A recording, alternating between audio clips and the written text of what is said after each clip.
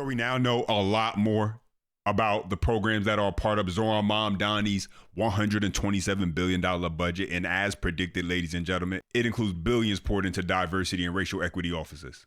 And so while you have that going on, meanwhile, he is also telling residents that he won't be able to freeze the rent, ladies and gentlemen, which is the reason why many people voted for him in the first place. And so it looks as if Mamdani's affordability plan he promised voters is shaping up to look not so affordable. As always, if you enjoy the content, smash that thumbs up button. That's the best way to let me know. And if you want to stay locked in with future videos, subscribe to the channel and make sure to turn on your notification bells because I hear from you guys. I know YouTube can act kind of freaky, so hit the notification bell so that we get the updates and alerts. Let's get into it. His budget is a stunning record high, $127 billion for fiscal year 27. It includes cuts to the New York Police Department, rent freezes, and increased spending on migrants, $1.2 billion for that last one. For comparison here, the mayor's proposal is nearly $10 billion more expensive than the entire budget of the state of Florida, even though that state has 3 times NYC's population. Look at the screen. The Wall Street Journal editorial board had some choice words for the mayor. Here's a quote.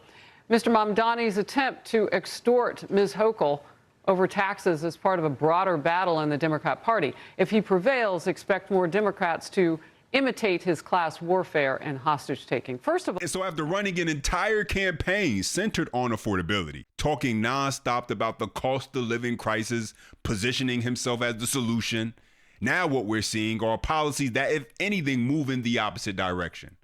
And just like that, the whole "I'm gonna make New York more affordable," that message sounds more like a distant afterthought, as now the proposals on the table would certainly increase the cost of living, not reduce them. And here's the thing. Mamdani already knew that there were legal limits on what taxes he could impose in New York City. That's not new information. Certain tax changes require state approval. He knew that, his team knew that, they all knew it. Yet during the campaign, it was framed as if he could just flip a switch and make it happen. We'll tax the rich and everything will be okay. It's just unbelievable when you sit back and you observe this. But let's get into more details. Take a listen. All right, so he says, well, I just don't have the money. But what is he spending it on? Let's take a little jog.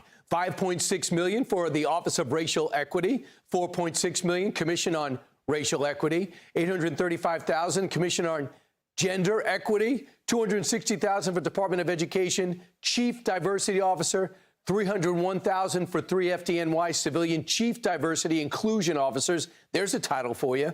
And $118,000 for an FDNY Chief Diversity Inclusion Officers. Is that necessary stuff? You can't cut that back? And a list of things to do when it comes to public safety? Absolutely not. Public safety's got to be in the top of your list. So we can't pay for everything. Everything can't be for free. But what you need is cops out in the street. Tell me how all these programs are going to help when you're getting robbed in the middle of the street. Yeah, exactly.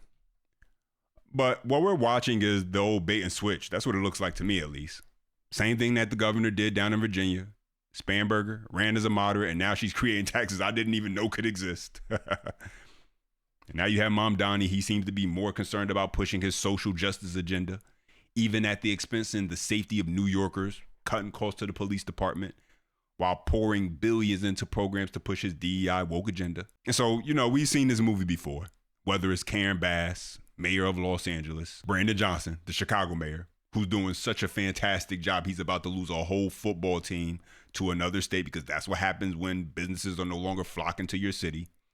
And so Mamdani is just the latest example of what happens when you elect a Democrat and they end up making their sole focus social justice and inclusivity policies at all costs, even to the taxpayers that they promised to make things more affordable for. And what you get in the end is a financial and cultural disaster. Mamdani's progressive agenda includes new budgets items like $750,000 for Art and Cultural Fund, $800,000 for anti-ageism, $437 million for child care vouchers, LGBTQ emergency for $2 million.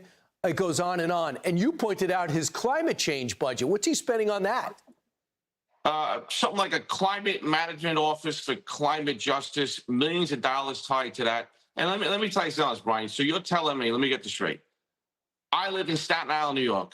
You're about to raise my taxes 10% because you're trying to pigeonhole the governor into giving you money, which she already gave you child care money and I think $1.5 billion bailout. So you're going to raise my taxes 10% and you're going to reduce my public safety for my city. That's very appetizing for me to stay in New York City, isn't it? It's very appetizing, great for our friends and family and people like you who go to work in New York City.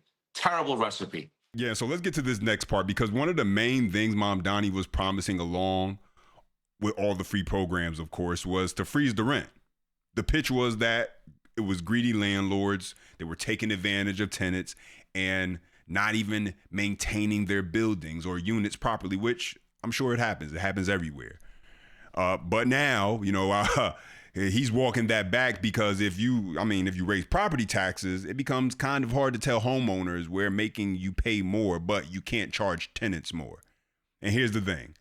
Not all these landlords are wealthy developers. Some of them own maybe one or two properties and still work a regular 9 to 5. And those are supposed to be the people Mamdani said he was looking out for. But let's get into it to hear more. Check this out. The mayor continues to say raising property taxes is a last resort, but he does acknowledge that would raise costs for landlords, which may make freezing the rent for 2 million rent-stabilized tenants difficult. It was all smiles and cheers while breaking ground on more than 300 units of affordable housing in East Harlem. But Mayor Zohran Mamdani is still taking tough questions about his threat to raise property taxes across the board to help fill a $5.4 billion city budget deficit. That is, if Albany does not come through with a tax on millionaires and corporations to plug the hole. Nearly every other local leader, including the city's money man, Comptroller Mark Levine, has blasted the notion of even putting property taxes on the table. A brownstone owner in Park Slope pays a lot less than a brownstone owner in, say, East New York. So to add more taxes onto that unequal system is unacceptable. We should not be doing that. Any chance you're backing off on that potential of raising property taxes? So what we put forward was what we characterized as actions of last resort. What we will spend every day looking towards is working with Albany to increase taxes on the wealthiest and the most profitable corporations such that a fiscal crisis is not resolved on the backs of working and middle-class New Yorkers. Mamdani says reforming the property tax system in general is a priority. He continues to blame mismanagement by former Mayor Eric Adams, saying he under-budgeted by up to $14 billion. But regardless of how we got here, the potential of raising property taxes could complicate Mamdani's hope to freeze the rent for rent-stabilized New Yorkers. Today, Mamdani announced that he's seized control of the Rent Guidelines Board to make good on his campaign promise to freeze rents on rent-controlled and rent-stabilized apartments. Small property owners say the prospect for them is grim. Raising property taxes while at the same time freezing rents would be crushing to small owners, driving us into foreclosure and bankruptcy. It won't help Nayla Harris, a school teacher who, like most New York City renters, lives in a market-rate apartment. Raising taxes is definitely going to have an effect on my rent. How do you think it would affect you? They're going to raise my rent, for sure, without question. Without question. Today, Deputy Assembly Majority Leader Charles Fall and State Senator Jessica Sarcella-Spanton said they oppose increased taxes. I don't think it's necessary to raise taxes at this point, right? And any taxes at this point. Pat and John Rose live on Staten Island, where 70% of residents own their homes. For them, higher property taxes is a bridge too far. Make the rich pay a little bit more? I got no problem with that whatsoever. None whatsoever. But hands off your property taxes. The property taxes here are high anyway, so, property taxes already went up this year. Yeah. From last year. My property taxes went up $500. Well, other mayors have faced budget deficits by making painful choices like closing libraries, closing firehouses, or even cutting the massive school budget. But Mayor Mamdani has made it clear that when it comes to working New Yorkers, austerity is out of the question. So you heard that. And so Mamdani's proposed budget for New York City alone is $127 billion, ladies and gentlemen. Meanwhile, you got the entire state of Florida. It operates on about $117 billion. And Florida has 23 million people, while New York City has around 8.3 million. And so if you got one city proposing a budget that's roughly $10 billion more than one of the most populous and economically successful states in the country. That should at least make people pause, because at some point, ladies and gentlemen, the question isn't just about revenue. New York has plenty of that. It's about the management. And the answer can't always be higher taxes. The answer has to include responsible, disciplined governance and making sure that the money already coming in is being used effectively. Yet here we are again, another far-left Democrat coming into office, not even hiding the fact that he's a Democrat socialist. Let's not forget that part. And he immediately floats multi-billion-dollar tax increases that would touch virtually every New Yorker. And now suddenly people start waking up and saying, wait a second. There should be another way to do this, right? Yeah. Now, you would think that over time, voters would recognize the pattern, right? And maybe some do.